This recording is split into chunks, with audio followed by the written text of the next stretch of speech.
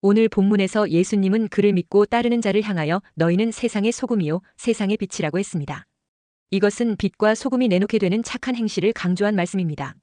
먼저 착함 혹은 선함이란 무엇을 의미하며 어디에서부터 시작되는가를 알아야 주님이 말씀하시는 빛과 소금의 착한 행실이 무엇을 의미하시는지를 알 수 있습니다.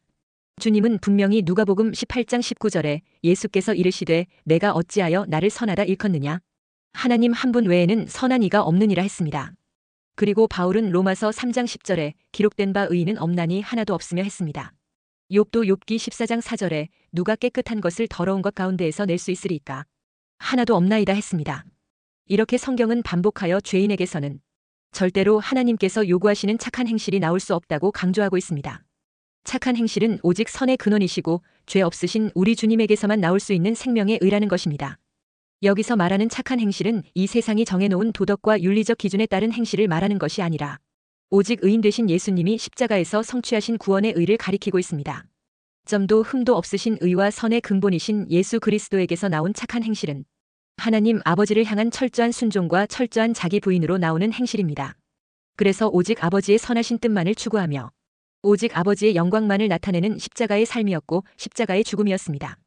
그래서 로마서 5장 19절에 한 사람이 순종하지 아니함으로 많은 사람이 죄인 된 것 같이 한 사람이 순종하심으로 많은 사람이 의인이 되리라 했습니다. 즉 사람이 의인이 되는 것은 한 사람이 순종 때문이라는 것입니다. 즉 선이신 예수 그리스도께서 자신의 의로운 행위로 성취하신 구속적 의를 창세전 택한 자들에게만 전가시켜 주셔서 죄인을 의인이라고 칭하여 주시는 십자가 구원의 의를 말씀하고 있습니다.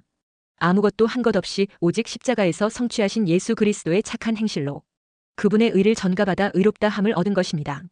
그런데 오직 그분의 의만을 의지하는 믿음을 착한 행실로 여겨주신다는 말씀입니다. 이와 같이 성경은 오직 예수 그리스도께서 십자가에서 이루어주신 구원의 의를 말하며 그 십자가 구원의 의를 믿는 성도의 믿음을 착한 행실로 여겨주신다는 것입니다. 그러므로 여기서 말하는 착한 행실은 절대로 인간 죄인에게서 나오는 세속적인 도덕과 윤리적 행실을 말하는 것이 아닙니다. 바울은 성도들은 창세전부터 예수 그리스도 안에서 이미 의롭고 영화롭게 하기 위한 목적으로 택함을 받았다고 말씀하고 있습니다.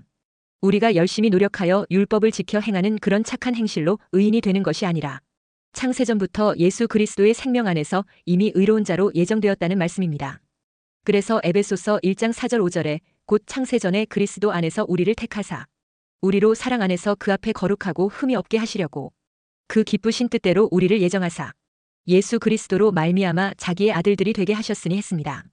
이렇게 예수님은 십자가 희생을 통하여 우리의 모든 죄를 가져가시고 당신의 착한 행실을 우리에게 전가시켜 당신의 은혜와 공로로 우리를 의롭다고 칭하여 주신 것입니다. 그 결과 우리로 하여금 하나님 아버지의 아들로 그리스도의 신부라는 신분이 되는 새로운 피조물이 되게 하셨습니다. 이것을 로마서 3장 23절 24절에 모든 사람이 죄를 범하였음에 하나님의 영광에 이르지 못하더니 그리스도 예수 안에 있는 속량으로 말미암아 하나님의 은혜로 값없이 의롭다 하심을 얻은 자 되었느니라 했습니다. 이렇게 은혜로 값없이 의롭다 하심을 입은 성도는 이제 그 삶을 착한 행실로 지향하게 되는 것입니다. 그러므로 성도가 지향하게 되는 착한 행실이란 어떤 것인가를 알기 위해서는 먼저 우리의 신랑 되신 예수님이 이 세상에서 살아내신 착한 행실의 삶을 알아야 하는 것입니다. 예수님이 이 세상에 오셔서 살아내신 착한 행실의 삶은 세상으로부터 인정과 칭찬과 숭배를 얻어내는 삶이 아니었습니다. 오히려 반대로 세상으로부터 배척당하고 버려지고 조롱과 수치와 매맞음과 도살장에 끌려가는 양으로서 순환과 죽음을 당하는 삶이었습니다. 그래서 주님은 우리에게 누가복음 9장 23절에 아무든지 나를 따라오려거든 자기를 부인하고 날마다 제 십자가를 지고 나를 따를 것이니라 했습니다. 그리고 십자가의 삶으로 주님의 증인이 되는 삶을 살아라고 명하였습니다. 세상 사람들이 보기에는 미련해 보이는 그 십자가의 삶이 바로 하나님의 뜻을 따르는 착한 행실인 것입니다. 그리고 오직 십자가 구원의 의만을 믿고 예수 그리스도만을 바라보는 믿음을 착한 행실이라는 것입니다. 그리고 그 착한 행실은 구원과 생명이라는 열매를 맺게 됩니다. 그래서 바울은 고린도전서 1장 18절에 십자가의 도가 멸망하는 자들에게는 미련한 것이요 구원을 받는 우리에게는 하나님의 능력이라 했습니다. 또한 갈라디아서 6장 14절에 그러나 내게는 우리 주 예수 그리스도의 십자가 외에 결코 자랑할 것이 없으니 그리스도로 말미암아 세상이 나를 대하여 십자가에 못 박히고 내가 또한 세상을 대하여 그러하니라 했습니다. 자기 부인, 자기 죽음의 삶으로 오직 십자가만 자랑하고 의지하는 성도의 삶은 필연적으로 세상으로부터 버림과 핍박과 죽임을 당하게 된다고 성경은 반복해서 말씀해주고 있습니다. 그러므로 주님이 말씀하시는 착한 행실은 죄악과 멸망으로 정해진 이 세상 것들로 공로와 업적을 쌓아서 세상으로부터 인정과 칭찬과 숭배를 얻어내는 썩은 배설물들을 말씀하시는 것이 아닙니다.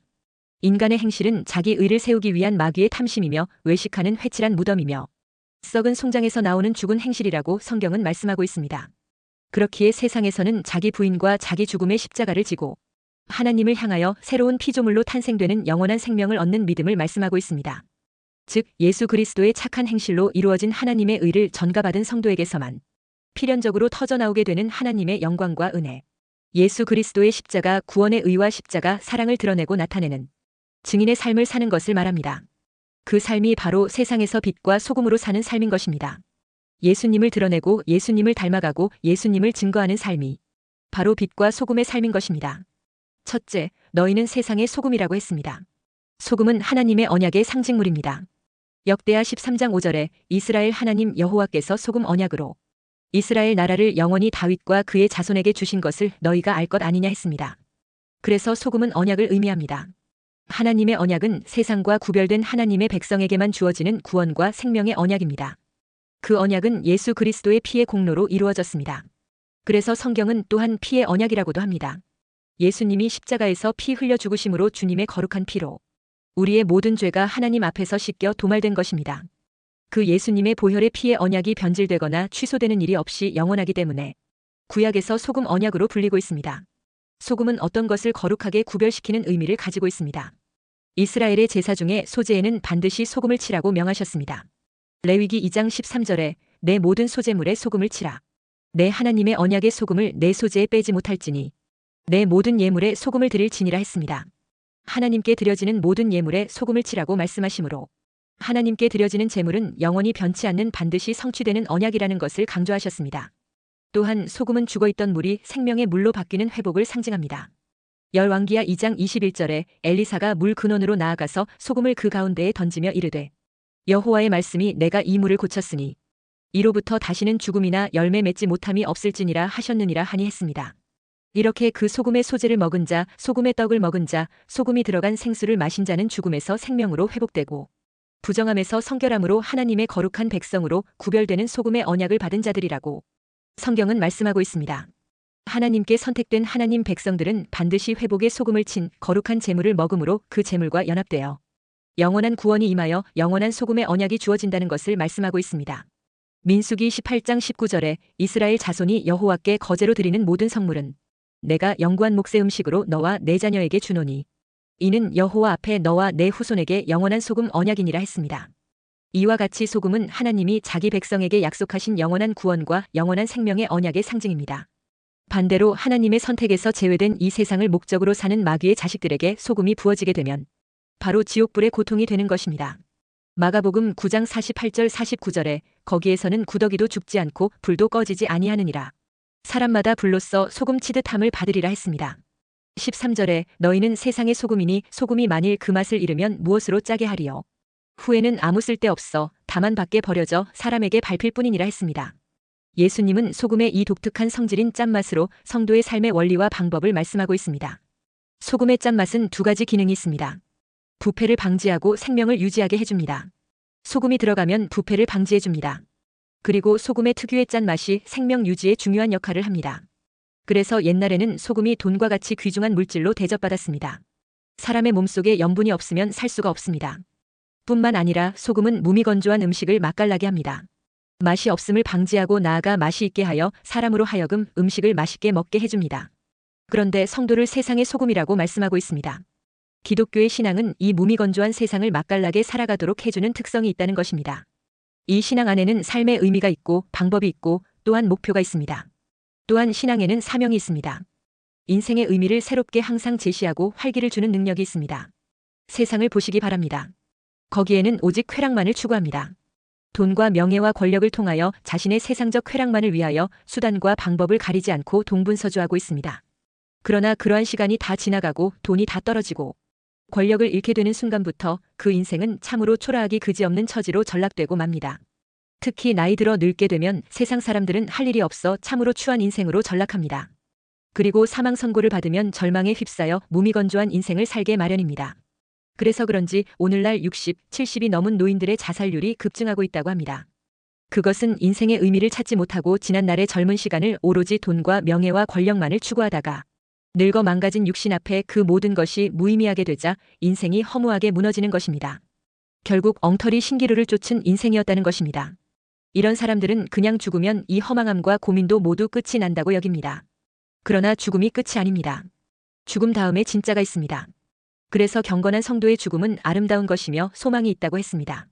시편 116편 15절에 그의 경건한 자들의 죽음은 여호와께서 보시기에 귀중한 것이로다 했습니다. 계시록 14장 13절에 지금 이후로 주 안에서 죽는 자들은 복이 있도다 하시매 성령이 이르시되 그러하다 그들이 수고를 그치고 쉬리니 이는 그들의 행한 일이 따름이라 하시더라 했습니다.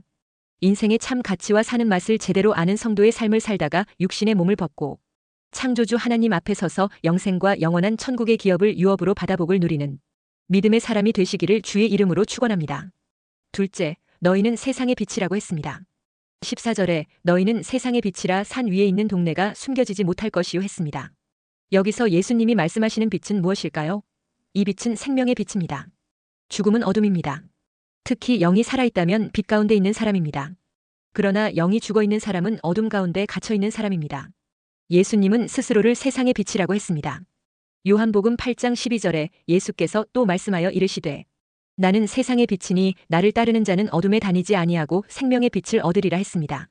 이 빛은 길과 진리와 생명을 주는 빛입니다. 요한복음 14장 6절에 내가 곧 길이요 진리요 생명이니 나로 말미암지 않고는 아버지께로 올 자가 없느니라 했습니다. 그리고 예수님은 말씀이 육신이 되어 세상에 오신 분이라고 했습니다. 그리고 이 말씀이 바로 사람들에게 비추는 생명의 빛이라고 했습니다. 그래서 요한복음 1장 1절에서 5절에 태초에 말씀이 계시니라 이 말씀이 하나님과 함께 계셨으니 이 말씀은 곧 하나님이시니라. 그가 태초에 하나님과 함께 계셨고 만물이 그로 말미암아 지은 바 되었으니 지은 것이 하나도 그가 없이는 된 것이 없느니라. 그 안에 생명이 있었으니 이 생명은 사람들의 빛이라. 빛이 어둠에 빛이 돼 어둠이 깨닫지 못하더라 했습니다. 만물은 빛 되신 예수 그리스도로 말미암아 창조되었고 그분의 구원과 영생을 설명하기 위해 하늘의 묵시가 이 세상에서 역사로 펼쳐지고 전개되었다는 것입니다. 만물을 주관하시고 심판하시는 그 영원한 생명의 빛이 이 창세기 1장 2절의 어둠과 공허와 흑암으로 덮여있는 세상의 빛으로 내려오셨다는 것입니다. 그런데도 세상은 그 빛을 알아보지 못하였고 오히려 빛을 배척하고 어두움을 더 사랑하였다고 말하고 있습니다. 요한복음 3장 19절에 그 정죄는 이것이니 곧 빛이 세상에 왔으되 사람들이 자기 행위가 악함으로 빛보다 어둠을 더 사랑한 것이니라 했습니다. 진리와 생명의 빛 되신 예수님은 이 세상에 드러나 숭배와 섬김을 받기 위해 오신 세상 신이 아닙니다. 또한 그분은 이 세상의 어둠과 공허와 흑암을 몰아내고 이 세상 땅 위에 낙원을 건설하기 위한 목적으로 오신 분도 아닙니다. 그분은 이 세상이 바로 죄악으로 죽음과 멸망으로 정해진 세상이며 오직 예수 그리스도만이 구원과 영생이라는 진리를 자기 백성들에게 알려주고 깨닫게 하여 영원한 하늘나라로 들어올리기 위한 목적으로 오신 분이었습니다. 그리고 오직 당신에게 속한 자녀만 이 세상 죄와 사망에서 구원하여 당신의 나라로 들어올리기 위해 오신 분이십니다. 그러므로 하늘에 속한 그 영생의 빛은 모든 사람에게 공평하게 비추어주는 빛이 아니라 은밀하게 감추어져 오직 당신의 백성에게만 비추어주는 언약의 빛입니다. 그래서 이 세상은 그 빛을 알아보지 못하여 영접하지 않았고 오히려 어둠을 더 좋아하여 빛을 배척했던 것입니다. 그래서 요한복음 5장 40절에 그러나 너희가 영생을 얻기 위하여 내게 오기를 원하지 아니하는도다 했습니다.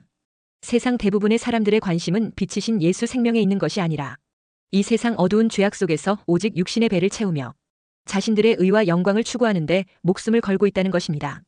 세상에 속한 사람들은 자신들의 어둠을 감추기 위해 항상 그 생명의 빛을 꺼버리려 합니다. 또한 자신들의 썩어짐의 부패가 폭로당함을 원치 않기에 소금을 짓밟으려 하는 것입니다. 그래서 그 빛으로 소금으로 사는 성도는 이 세상에서 꺼져가는 모습으로 짓밟히는 모습으로 보이게 되지만 그렇게 꺾이고 짓밟히는 삶이 바로 날마다 자신을 부인하는 즉 내 자아가 완전히 죽는 십자가의 삶인 것입니다. 그리고 그 삶이 바로 참빛과 참소금의 착한 행실이며 천국으로 이어지는 영생의 삶이라는 것을 말씀해주고 있습니다. 그래서 주님은 세상에서는 아무것도 가진 것 없이 멸시와 천대로 짓밟혀 자신이 완전히 부인당하는 거지 나사로가 낙원으로 이끌려가 아브라함의 품에 안겨 천국을 소유하는 비유를 말씀해 주신 것입니다.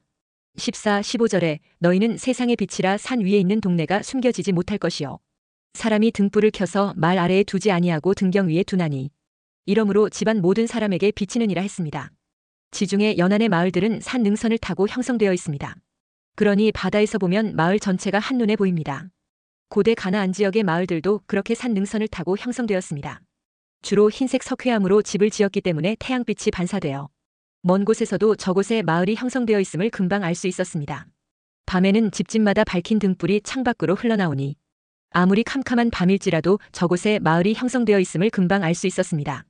예수님은 팔복을 배운 사람, 즉 심령이 가난한 사람, 애통하는 사람, 온유한 사람, 의에 줄이고 목마른 사람, 긍휼히 여기는 사람, 마음이 청결한 사람, 화평하게 하는 사람, 의를 위하여 박해를 받는 사람은 산 위에 있는 마을처럼 누가 봐도 예수님의 사람이요 빛의 자녀인 것이 드러난다고 말씀하신 것입니다. 디도서 1장 15절에 깨끗한 자들에게는 모든 것이 깨끗하나 더럽고 믿지 아니하는 자들에게는 아무것도 깨끗한 것이 없고 오직 그들의 마음과 양심이 더러운지라 했습니다. 마음이 깨끗한 사람은 그 깨끗함이 일상에서 배어나게 됩니다. 마음이 더러운 사람 역시 그 더러움이 일상에서 배어나게 됩니다. 팔복을 배우고 천국을 품은 사람은 어디에 있든 누구와 있든 무엇을 하든 그 안에 있는 팔복과 천국이 드러난다는 것입니다. 빛의 자녀인 것이 생활 속에서 나타난다는 것입니다. 교회도 마찬가지입니다. 하늘의 팔복을 가르치고 천국을 품게 하는 교회와 세상 기복을 가르치고 땅을 품게 하는 교회는 다릅니다. 분위기가 다르고 찬송소리가 다르고 기도가 다르고 설교도 다릅니다. 예수님이 가르치신 하늘의 팔복을 배우고 천국을 품은 사람들이 되시기 바랍니다. 그리하여 예수님의 본질인 빛을 입은 사람들이 되어 등경 위에 있는 등불이 되고 복음의 착한 행실을 주변 세상 사람들에게 비추게 하여 그들을 생명으로 이끌게 되시기를 주의 이름으로 축원합니다. 셋째, 빛과 소금으로 살아서 착한 행실로 하나님께 영광을 돌리시기 바랍니다. 16절에 이같이 너희 빛이 사람 앞에 비치게 하여 그들로 너희 착한 행실을 보고 하늘에 계신 너희 아버지께 영광을 돌리게 하라 했습니다. 성도는 착한 행실로 하나님께 영광을 돌려야 합니다. 여기서 착한 행실은 단순히 도덕적인 선을 말하는 것이 아닙니다. 하나님이 보시기에 착한 것을 말합니다. 하나님 보시기에 착한 것은 오직 복음 되신 예수님입니다. 예수님의 삶 전체가 하나님 앞에서 완전한 선입니다. 성도는 완전하신 예수님의 성품을 본받아야 합니다. 이것은 우리의 힘으로 할 수 있는 일이 아닙니다. 그러나 하나님은 우리에게 선한 양심을 주셨습니다. 성령께서 우리 마음에서 감동하실 때 우리에게 주신 선한 양심으로 하나님이 기뻐하시는 것을 선택을 할 수 있습니다.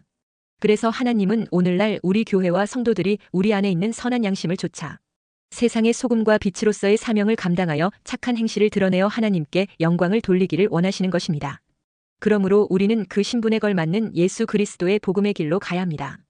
무슨 말입니까? 소금이 맛을 잃거나 빛이 희미해지지 않도록 해야 한다는 것입니다. 기독교인의 자질인 소금과 빛으로서의 기능이 정지되면 그 사람은 더 이상 쓸모가 없는 존재가 되고 마는 것입니다. 그래서 사도 바울은 디모데에게 이 같은 교훈을 주었습니다. 디모데후서 3장 1절에서 5절에 너는 이것을 알라 말세에 고통하는 때가 이르러 사람들이 자기를 사랑하며 돈을 사랑하며 자랑하며 교만하며 비방하며 부모를 거역하며 감사하지 아니하며 거룩하지 아니하며 무정하며 원통함을 풀지 아니하며 모함하며 절제하지 못하며 사나우며 선한 것을 좋아하지 아니하며 배신하며 조급하며 자만하며 쾌락을 사랑하기를 하나님 사랑하는 것보다 더하며 경건의 모양은 있으나 경건의 능력은 부인하니 이 같은 자들에게서 내가 돌아서라 했습니다. 이 교훈의 말씀은 오늘날 가라지 교인들이 많은 시대에 어떤 사람들과 교제하여야 할지를 잘 가르쳐주고 있습니다. 성도의 교제는 참으로 소금이요 빛으로서의 사명을 감당하려고 힘쓰는 자들과 함께 하도록 힘써야 합니다. 소금과 빛의 기능을 잃어버린 쭉정이 교인들이 많은 시대입니다. 바로 이들이 경건의 모양은 내고 있지만 경건의 능력을 부인하고 자기 욕심과 야욕을 챙기는 사람들입니다. 배신하고 조급하고 자만하며 무정한 사람들입니다. 이런 자들이 맛 잃은 소금이요 빛을 잃은 빛입니다. 그러므로 이러한 사람들과의 교제를 통하여 소금과 빛의 역할 함께 잃어버리는 미혹에 빠지지 말아야 합니다. 그러므로 말세 성도들은 빛 관리와 소금의 맛 관리를 잘 해야 합니다. 옛날에 등불을 밝히기 위해서는 기름과 심지 관리를 잘해야 했습니다. 우선 빛을 내기 위해 등잔에 필요한 것은 기름입니다. 예수님은 마태복음 25장의 열처녀 비유에서 등불에 충분한 기름을 준비하라고 했습니다. 늘 깨어서 주님 오심을 대비하는 기도로 성령의 기름 부음이 넉넉해야 합니다. 마태복음 25장 13절에 그런즉 깨어 있으라 너희는 그날과 그때를 알지 못하느니라 했습니다. 늘 깨어 있으려면 항상 성령 충만한 상태라야 합니다. 항상 성령의 기름 부음이 유지되는 말씀 붙잡은 기도 생활이 되어야 한다는 것입니다. 그리고 맛을 잃은 소금 같은 신앙이 되지 않도록 말세의 혼미함의 미혹에 빠지지 말아야 합니다. 돈 사랑, 자랑, 교만, 비방, 부모 거역, 불평, 험담, 모함, 무절제, 사납고 선한 것을 좋아하지 않고 배신하며 조급하며 자만하며 쾌락을 사랑하기를 하나님 사랑하는 미혹에 빠지지 말아야 합니다. 오직 사랑, 희락, 화평, 인내, 자비, 양선, 충성, 온유, 절제의 열매를 맺혀서 착한 행실로 하나님께 영광을 돌리며 많은 사람들을 옳은 대로 이끄는 축복과 생명이 있는 믿음의 삶을 살게 되시기를 주의 이름으로 축원합니다.